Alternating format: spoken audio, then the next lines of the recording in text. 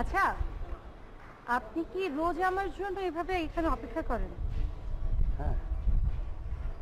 সেটা আমি জানি, কিন্তু অপেক্ষা করে লাভটা কি বলেন?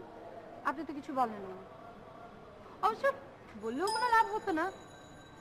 আচ্ছা বাদ দেন, সত্যি করে একটা কথা বলেন তো, আপনার এই আদিমকালের বাইকটা আপনি কোথায় পেয়েছেন? ও আচ্ছা, এটা তো ইতিহাস। আমার দাদা কিনেছিলেন, অবশ্য কিনে উনি ভোগ করতে পারেননি। যেদিন কিনেছিলেন ওদিনই হার্ট অ্যাটাক, মারা গেলেন। তারপরে আমার বাবা চালাতেন এটা, তারপরে এখন বাবা মারা যাওয়ার পরে আমি চালাচ্ছি। আমি মারা গেলে আমাদের ছেলে চালাবে। এক্সকিউজ মি, আমাদের ছেলে মানে? আমাদের ছেলে চালাবে, আমাদের ছেলে হবে না। আমার ছেলে বাইক চালাবে, অন্যায় তো কিছু না। বুঝতে পেরেছি, তার মানে এই বাইক দিয়ে আপনার 14 গোষ্ঠী পারাপার করার ইচ্ছা। এক্স্যাক্টলি। ভেরি গুড, আপনি আপনার বাইক দিয়ে 14 গোষ্ঠী পারাপার করেন, আমাকে পারাপার করার কোনো দরকার নেই। না না, খারাপ তো না, এটা তো মানে একটা ভালো মোটরসাইকেল। এটা তুমি ক্লাসিক মনে করতে পারো, এন্টিক।